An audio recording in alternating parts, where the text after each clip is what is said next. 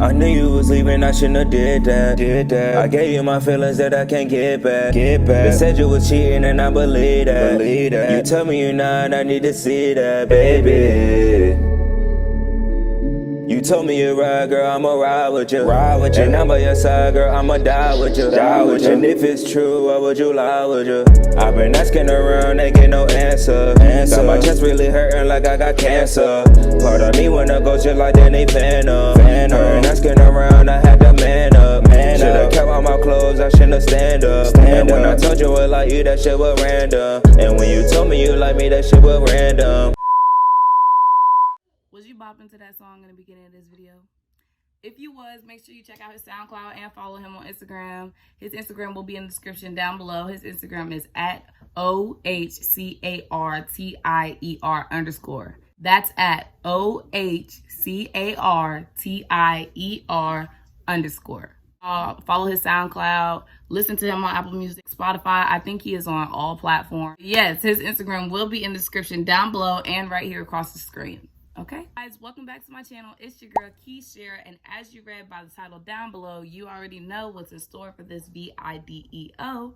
But before we get started, I want to talk about something new that I want to do with my channel since we are growing and expanding. Because whoa, guys, we hit 100 subscribers. Well, right now we're at like 130 some subscribers, but we hit 100 subscribers, and that is crazy because I just started my channel last month and I only had 17, and now I have 130 some subscribers. And I want to thank everybody who subscribes to me, everybody who supports me, who shares my YouTube, who answers my polls, who answers my questions.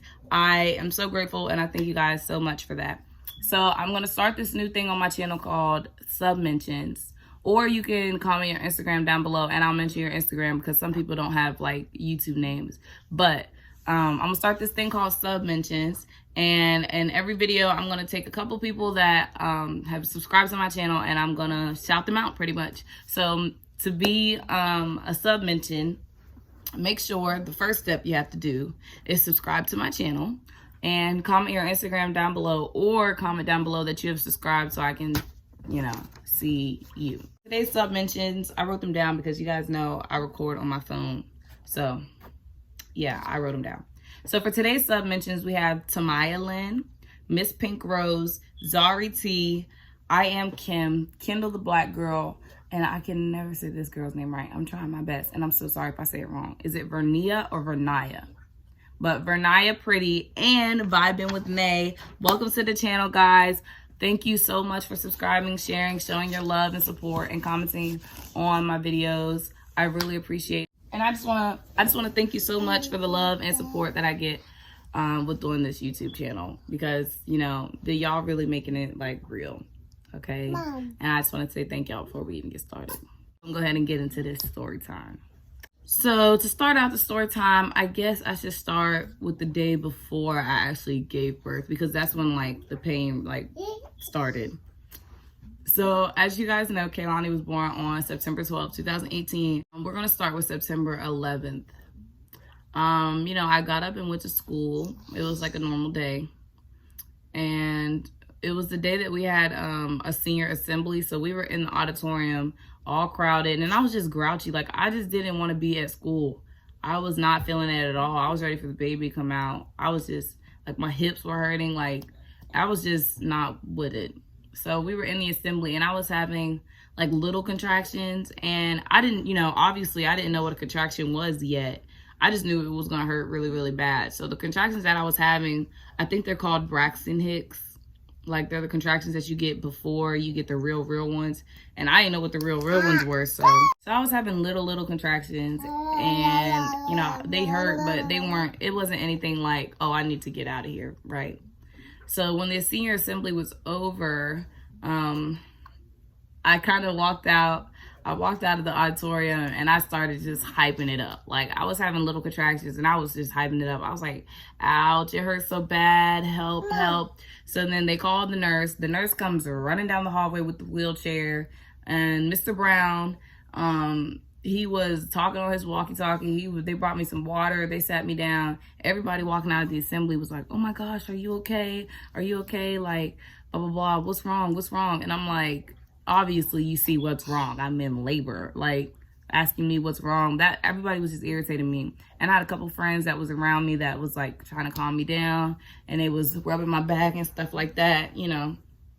So I got put in a wheelchair, and then I wheeled to the nurse's office. And in the nurse's office, she was like monitoring my contractions. She checked my temperature, and she was asking me all these questions. Like, she was asking me my mom's phone number, stuff like that. I'm thinking to myself, like, ain't y'all supposed to have this on file? Like, what if I was, you know, not able to talk? Like, how would y'all get my mom's number? But so they called my mom, and my mom was like, okay, I'm on my way. They were asking me what color my mom's car was and stuff like that. I was like, it's a silver car. We have 3 cars, and all of them are silver. And this nurse, she was just so nervous. Like, she was like there was a red car that pulled up, and she was like, is that your mom? Every time a car pulled up, she kept asking me, is that my mom? Is that my mom? Is that my mom? I'm like, no, ma'am. We have a silver truck. And she asked me what kind of truck it was, what the year was. I told her what kind of truck it was. I told her the year, and she still kept asking me every car that pulled up, is that your mom? Is that your mom? And I'm like, no, lady, it's not. So by the time my mom gets there, they wheeled me out to the steps. They helped me up, and they took me to the car, and they put my stuff in the back seat. And the nurse was trying to tell my mom, like, she hasn't already been through labor 3 times to be exact. She was trying to tell my mom, she was like, make sure you're letting her breathe. And she was like, and I was, what was she doing, Kalani? What was she doing? She was like,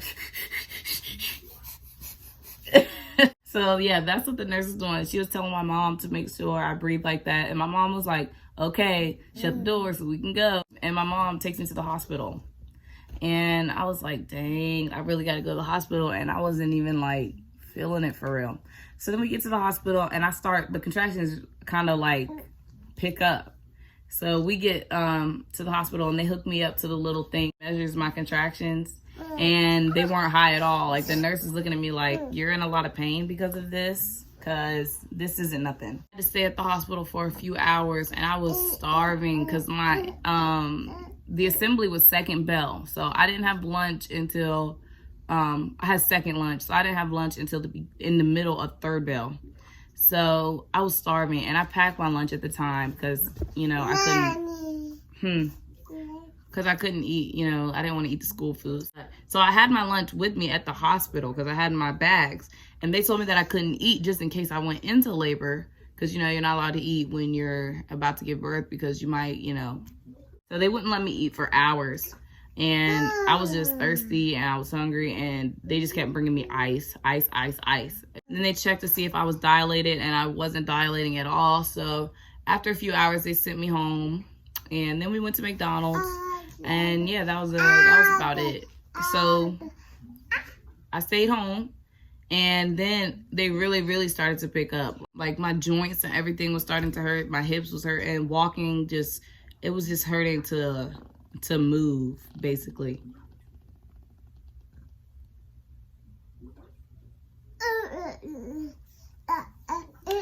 So it was hurting just to like move.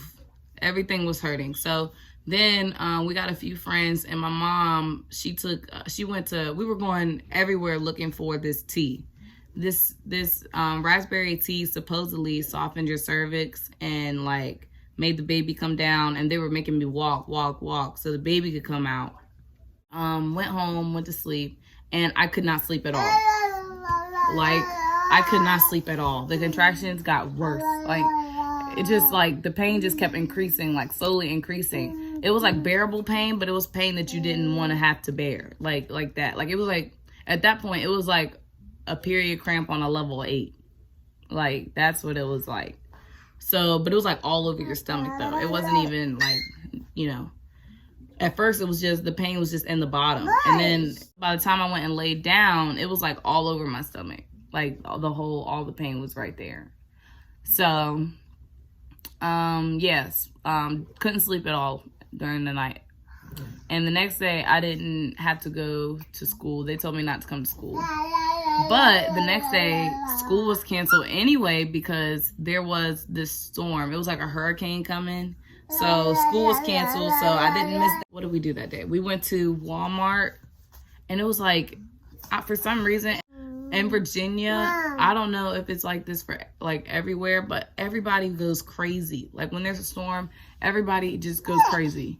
Like we were in Walmart and there was no waters on the shelf. There was no bread. There was no, like, there was nothing. Like literally the stuff that you would get during, you know, storms, I guess, was gone. And I was just irritated because everybody was running around. People were bumping into our cart. It was just a lot. And then I was in pain and the lines were long. Everybody was just running around crazy. Like, it was just too much. So after that, I believe we went back home. I don't think we did much on the 12th. No, this wasn't the 12th. This wasn't the 12th. Hold on. Scratch everything. Mom. Yes, Kaylani. Hold on. This wasn't the 12th. It was September 10th that I was at school. Scratch all that I told you in the beginning. It was September 10th. So today is September 11th. We're at Walmart on September 11th.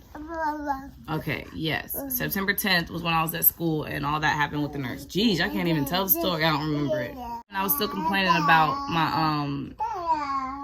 my contractions. And my mom and her friend, they were like telling me, oh, you haven't had that one contraction that lets you know you're in labor. You haven't had no contractions yet. Even though in reality I was. My mom was just telling me that because she didn't want me to panic. Because she knows if I would have knew that all day that the baby was coming in like a few hours or the next day or something like that, I probably would have had a panic attack. So my mom, she was like washing the baby clothes and she was like washing the covers of the car seat. She was washing all the stuff to get ready for Kalani. So they brought the truck around and picked me up in the truck and then took me back home. And I was like, can we go to the hospital? Can we please go to the hospital? And my mom was like, no, Keisha, I don't want to go to the hospital. You're not really in labor. You haven't had that contraction yet. That was around 6 o'clock. So I come in the house and I drink another cup of that tea or whatever. And I'm bouncing on the ball. Like I was bouncing on the little yoga ball thing. I had one of those. And I was bouncing, trying to work the baby down. And then my mom started recording me. And my mom's friend was laughing at me. And I was just like, okay, yeah, I have to be in labor if they're doing all this. So she ended up saying that we could go to the hospital. And it's around 8 o'clock. So we go to the hospital. And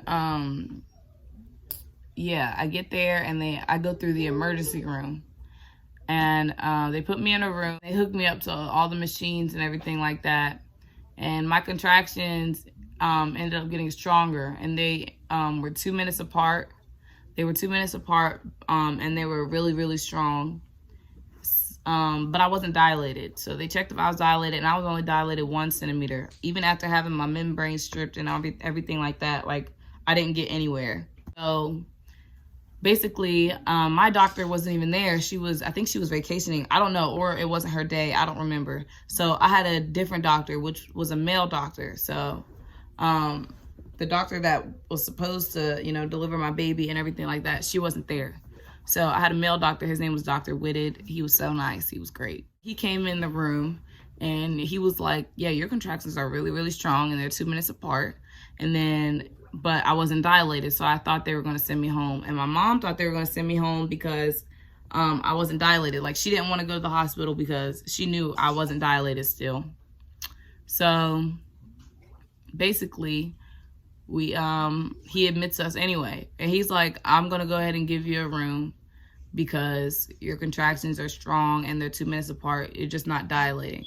So he was telling me I need to start relaxing during my contractions so I can dilate. But it was so hard to relax during those contractions. It's like, ball up your fist like as tight as you can. And then times it by 100. That's what a contraction feels like. And it's like all over your stomach. It's in your back. You can feel it in your legs. Like, it's just everywhere. When they tell you that it's a period cramp, they're lying. When they try to tell you it's a period, like a stronger period cramp, they are lying. It is everywhere. It is not just at the bottom where you get period cramps. It's your whole stomach. It's your back. It's your butt. Everything is cramping and it hurts. When they came in and asked me about the epidural, I said, yep. Go ahead and give me the epidural. I'm ready for it. Once I got into the room, it was a pretty big room. There was a bathroom and like a TV. There was a couch that pulled out into a bed. there was my bed, and then there had like the little baby section over there where they take the baby and like clean it up and do stuff like that. They got me in bed, they hooked me up to everything. They put an IV in my arm, they put stuff in my hand. They put in the catheter. They put that in, which is, you know, for people who don't know, it's so you don't have to get up and go to the bathroom. Every time you have to pee, it just drains your pee out. So basically, you know, they stick it up there where your pee comes from, your urethra, and it's like a tube that leads into this bag that's on the floor. And then the bag just gets filled with pee. Every time you gotta pee, it just, you know, comes on out. And then the nurse will come and change your bag. So they put that in, and then the epidural.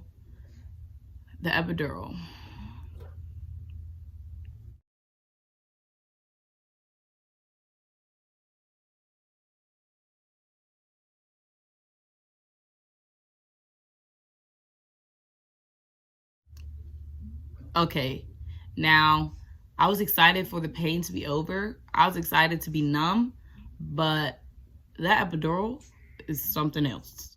So basically, I know that there's certain ways that you can get the epidural. You can lay on your back, or you can, you know, do all this, that, and the third. There's different positions that you could be in to make it more comfortable for you. But he had me like lay across, not a table, but they brought that little side table that you normally get at the hospital for your like food and stuff like that, and they put a pillow on top of it, and I had to lay over the table, like with my hands dangling over the table and my back and my head on the pillow, basically. And I have scoliosis, so he had to like see where my spine was crooked at, so, you know, he don't paralyze me and mess me up.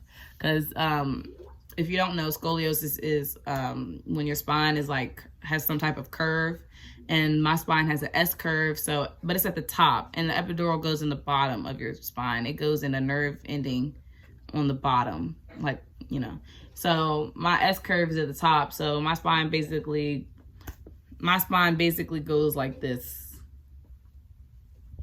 Like, that's just how my spine is. I'm crooked. And if you ever look at me and my shoulders are crooked, that's why.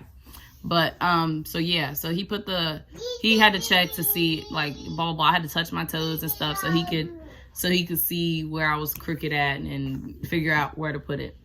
So I'm listening to all the tools that he's pulling out, and my mom is standing in front of me, and she's like holding my hand, and she's like looking at the tools, and she's like, oh my gosh, and she's like, it's gonna be okay, it's gonna be okay. And I said, oh, it's a big needle. And me, I already watched videos on people getting the epidural, so I already know what these tools look like or what they could resemble. So I'm like, oh, it's about to be a big needle about to be going in my back. Like, oh my goodness, I'm not ready for it. So, but basically he does what he needs to do back there. I didn't really get a good look at that because I was not looking at that needle. So then he puts the needle in my back, and oh, so bad. Like, I don't even know how to describe this pain. Like, I was squeezing my mother's hand, and I was like trying my best to move. Like, and he was like, don't move, don't move. And I'm like, you sure? You better not move, because if you can't walk up out of this hospital, we gonna have a problem. Like, you couldn't move during this epidural, because, you know, you can be paralyzed. So I'm trying my best not to move, and I'm like squeezing onto my mom, and I was like, ow, like it hurt so bad. So after he put the needle in, and then he like the epidural is not just a shot and you're done. Like he inserts a tube into your spine that delivers, that like transports the medicine into you, basically. And I had a button that I could push to add more medicine whenever I felt like I was in pain or I was starting to feel again. So he inserted the tube. Once he got the tube in there and taped up on me, he was like, all right, now you're gonna feel something really, really cold. And it went down my back, and it was freezing. Like, I was like, whoa, like it was really, really cold, like freezing cold. Then he was like, all right, now you're gonna feel something really, really hot. And then it was burning hot. Like, I don't know, he just kept doing different temperatures on your spine to, like, I guess to see if he did it. I don't know what it was for, but it was hot and cold. Really, really hot and cold. So after the epidural was in, it didn't hurt much after. So basically, after the epidural was in, that one didn't hurt anymore. So, but once you laid back on that bed, man, birth was a breeze. Like, once I had the epidural, I couldn't feel anything. So we just chilling. The nurse comes in and she checks to see if I'm dilated again. And at this point, I was at 8 centimeters. And I was 8 centimeters dilated. And she went up on in there, and then boom, my water broke on her hands. Like, my water broke all over the bed. And yep, that was that. So the nurse left, and she was like, all right, 2 centimeters to go, then it's time to push. And I was like, okay, all right, see you in 2 more centimeters. She was only gone for like 3 minutes, 3 or 5 minutes, I kid you not. And then I felt like I couldn't close my legs. My mom looked, and it was Kaylani's head just coming on out. He was on the way to give her a C-section, and he had to turn around and come back to me because you know, Kalani was coming out. So he came back to the room. I was already pushing with the nurse. So I was pushing with the nurse and the nurse that I had and another lady. So the doctor comes in, and he's like, how y'all doing? Putting his gloves on. He's like, how y'all doing? Y'all ready to deliver the baby tonight? Blah, blah, blah. And I'm like, yeah, let's get her out. I'm excited. And he comes up to me, or they're putting all these tools on the table and the light and stuff like that. And he comes up, and he just does like 2 pushes with me. I was only pushing for 4 minutes. So just 4 minutes. And, you know, it was just like, I'm not going to say it was like he's in the bathroom, because maybe I pushed too hard because I just couldn't feel anything. So I just was pushing. I never took a class on how to push the correct way. So I was just pushing, you know, the best way I knew how. So, and he pulls her out, and if you just feel like this big relief, and my stomach just said, like, it just went back down to like flat.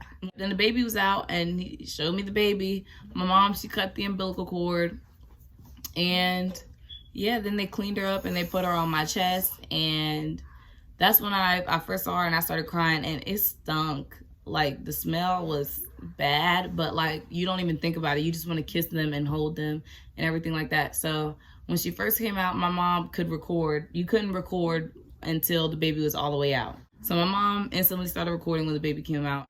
Hey, baby. I know. Grandma talking to you. There's my little baby. Grandma's baby. I know. She's saying she's happy to see me. But she's even more happy to see you, huh? Look at you. Oh, yes, I'm sorry. So yes, that was my little bitty baby on my chest. And when she came out, she was like 7 pounds and some change. And she was all light-skinned, and then, you know, they wheeled her off to get all cleaned up and get her shots and stuff. And I was getting stitched up. My sister said the stitches looked like it hurt. Evidently, he was like yanking it like he was yanking it like he was like starting a lawnmower. Like, he was stitching me up, and they were looking, and they were like, ugh, you know? So yeah, that was the birth of Kalani. And, you know, the second part of birth didn't go so well. So, you know, after you give birth to the baby, you have to do the afterbirth, which is like the placenta. You got to take that stuff out and everything like that. So like, the doctor is like, he pushes on my stomach. Like, he was pushing on my stomach super, super hard. Like, it hurts so bad. He was pushing on the sides of my stomach, on my stomach, trying to guide the, you know, placenta out. And he was pulling it by the umbilical cord. And he was just pushing and pulling and pushing and pulling. But when the placenta came out, you just heard this big splash. Like, it was like... So then he put the placenta in a bucket, and he showed me, and the umbilical cord was attached to it. And then there was, you know, the sack. And he showed it to me, and he was like, do you want to keep it? Because, you know, some people keep it and they eat it. Some people keep it and they fertilize it, and like, they use it to plant, you know, in the garden and stuff like that. I was like, you can throw it away. I'm good. You can have that. So yes, after that, he was just stitching me up. And then the like sad part comes in. Baby's in the nursery, and my mom, my sister, they're still in the room. They're telling me I did a good job. And then we're just sitting there, and I was drinking some apple juice because I can finally drink now. So I was chugging apple juice. I had like 4 little cartons. They're like the cartons that you be getting at school, that we used to get at school. Like, and you put the little straw through them. They were like that, but I put a whole bunch in like a cup of ice. So I was laying there on the bed, and then all of a sudden I had threw up. Like, I leaned over the bed and threw up on the floor. And my mom, she noticed that the bed, they had already changed the sheets of my bed, multiple, like my bed sheets and the pan and all that, like not the pan, but like the pads that's on the bed. So this was a new bed pad. So I had threw up, and my mom, she saw on my bed pad, it was bloody, like full of blood. And my mom, she called the doctor in, and the doctor was like, okay, so she must have tears somewhere. So he's pushing on my stomach, and blood is just coming out. Like I was torn in 3 places. We didn't know this yet, but I had 3 different tears, and one was really, really, really high up in my cervix. So he had found 2 of the tears, and the last tear he just couldn't find, the one that was really, really high up in my cervix. It took a while for him to find, and I was losing a lot of blood. I kept passing out. Like, I was throwing up. Like, I literally threw up on myself. Like, I passed out and I threw up all over my gown. This is what my mom and my sister are telling me, because I just remember going to sleep.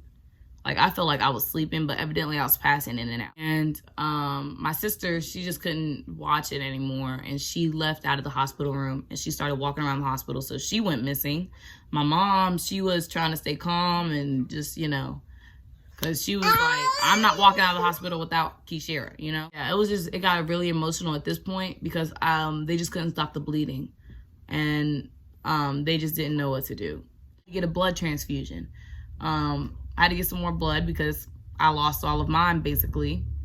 And so they try to they had already took my epidural out, so they couldn't use that. They had already took my IV out, so they couldn't just put it back in. Looking for veins so they could put the, the transport in, so they could get some blood inside of me, basically. All my veins were very, like, light, like you couldn't see anything.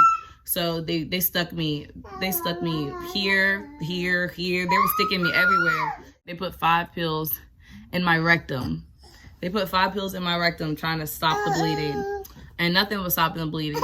So I don't remember anything else that happened. I just remember like passing out and then waking up, and then there was like 80,000 people in the room sticking me with the needle everywhere, and I was just getting very upset because I didn't understand what was going on. So the nurse that I had, that's really, really awesome, by the way, she was telling me basically, you're losing a lot of blood. We're trying to get some blood in you, but we can't find a vein.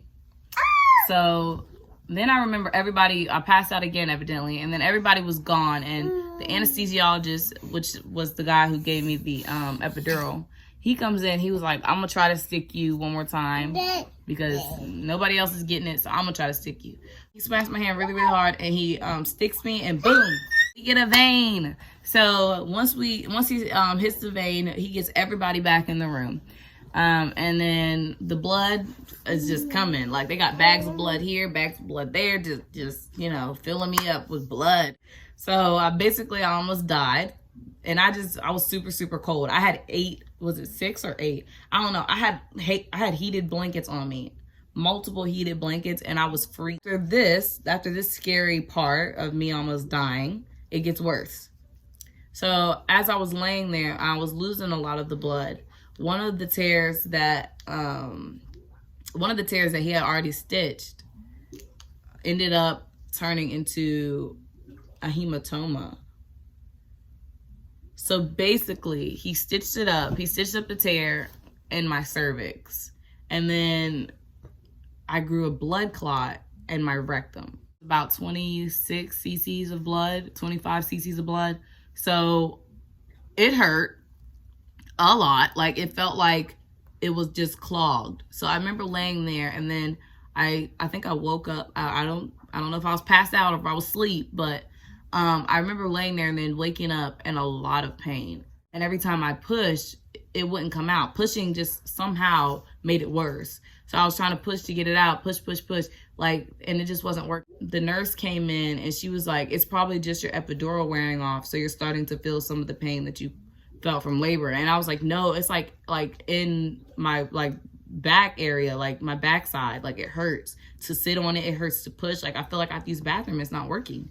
So the nurse told me, all right, in 10 more minutes I'll come back here with the doctor and we'll check it out. Man, them 10 minutes, I was the meanest person probably on earth. My mom and I don't know if my sister was in the room, I don't remember, but I remember my mom being in the room and I was like, has it been 10 minutes yet? Has it been blah, blah, blah? And she was like, Kishira, it hasn't even been 2 minutes. Everybody thinking I'm crazy and that I'm just feeling the pain from labor. The doctor comes in and he's like, all right, I'm gonna check out what you're saying hurts, blah, blah, blah. So basically, he goes all up in there and then it's a blood clot and he pushes up on it. And he's like, okay, so you have a blood clot. And when he pushed up on it, I was like, oh, thank you, Jesus. Like, because the fact that he pushed up on it, it gave me relief. So then, you know, he let go. And then I was like, oh, I'm back in pain. So I had to be rushed to surgery immediately. So they unhooked me from everything. They get the bed moving. And I'm like, Mom, where am I going? Where am I going?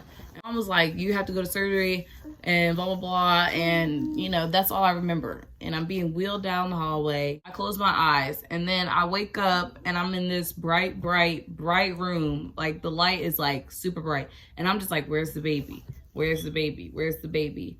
And this new doctor introduces himself and I'm like, wait, you aren't my doctor. Like, I'm just confused because it's like I'm transporting from place to place and it's like all I do is blink and I'm somewhere else. He introduces himself to me and I don't really remember much about this part because I was blacking out a lot. And all I remember is they kept asking me what I was allergic to. Like, I had to keep telling them what I was allergic to because I'm allergic to certain medications. So he kept asking me what I was allergic to. And on my wristband, on my hospital wristband, it tells you what I'm allergic to. So I started fussing at him. And I was like, stop asking me the same question. You've asked me the same question 3 times, and I have told you what I'm allergic to. So I kept telling him what I was allergic to, and it was on my wristband. So, and he kept on asking me, like, what's my last name? When's my birthday? What medications am I allergic to any medications? Trying to get me to sign papers. And I'm like, look, just get whatever is hurting me out. Stop it now. Like, stop asking me all these questions. My birthday, what I'm allergic to is on these wristbands. It hasn't changed. My birthday, from what I know of, hasn't changed since I was born. So, like, stop asking me these questions. I just started crying and I closed my eyes and I was telling myself, I was like, Kishira, just go to sleep. Just go to sleep. And I was telling myself to breathe. And evidently then they put me under. So I can't tell you what happened during the surgery. I can't tell you how they did the surgery because I was under like anesthesia. So all that was around 1, 2, 3 a.m. Kalani came out at 1:40 a.m. I remember waking up because I was being wheeled somewhere. I didn't know where I was going. I didn't even know why I was in the hospital. When I woke up, I was like, why am I in the hospital? Like, why am I here? I had this silver bonnet thing on my head that they put over your hair, I guess, when you go into surgery. So I was being wheeled and I just couldn't feel my legs. I couldn't move. And I was just in the chair. And then whoever was wheeling me, like, hit the gurney on this, like, a side of the, like, they were turning the corner and they hit the gurney on the wall or something like that. And it woke me up. Then we were in the elevator and I was like, where are we? I had a tube down my throat, so my throat was sore. So, like, everything was just hurting. Like, I don't know. And then, you know, the epidural wore off, so I was feeling all that pain. So they wheeled me to a room. And the room that they wheeled me to is the aftercare unit. It was really, really small. That's the room that I had to stay in for 3 days. They took me back there, and I just remember sleeping. And I woke up, and a lady from my church, the church that I went to, was there with my sister because my baby sister, my 6-year-old sister, was staying with her. So I guess she was told to come to the hospital by my mom because my mom had went home to take her medicine because it was 11 a.m. It was September 12th at 11. So I gave birth at 1 in the morning. And I didn't get back to the room after surgery and after all those stitches until like 11, 12. So they wouldn't leave the baby with me because I was still I was still on the medicine, so I was falling in and out of sleep. When the lady from my church and my sister came, they wheeled the baby in. So that's when I really got to meet Kalani and hold her, because, you know, after she came out, I held her for like 3 seconds, like in that clip, and then they took her away. Yeah, after that, I had to stay in the hospital for 3 more days, and I didn't get to walk or move for a day and a half. Got everything, I got the IVs out, you know, everything like that. And after that, it was like, I'm not gonna say a breeze, because I was still in a lot of pain and I still had a lot of medications that I had to take. I really wanted to keep Kalani with me overnight. In the hospital, they're like checking on you 24/7. So like if you fell asleep and the baby was on your chest, they take her off and be like, look, she's about to go to the nursery, you know? So it was just really hard for me to get up and get her out of the little, like, I don't want to say container, but the things that they have the baby, like the little beds that they have the babies in when they're first born. I wanted to have Kalani with me mostly because I wanted to get like what it was going to be like when I got home, because I wasn't going to have the nurses with me when I got home. I wasn't going to have the nursery. But then I was like, Keishara, you know what? Just go ahead and send her to the nursery so you can at least get some sleep and rest while you can, because after this, it's going to be all about the baby. You're not going to have a nursery. You're not going to have nurses to come get the baby when you need a break. So I sent her to the nursery one night, and the rest, she was with me. My mom and my sisters didn't stay with me at the hospital. They came home. They were just coming back and forth. I got to come home on the 15th. And, you know, we went home, and that's when the adventures began. Thank you for watching Story Time. If you enjoyed it, make sure you like, comment, and subscribe to my channel for more videos of me, your girl Key. And don't forget to follow me. My social medias will be in the description down below and at the end of the video. Bye. I've been asking around, ain't get no answer. Got my chest really hurting like I got cancer. Part of me wanna go just like then they fan up. I've been asking around, I had to man up. Should've kept all my clothes, I shouldn't have stand up. And when I told you it like you, that shit was random. And when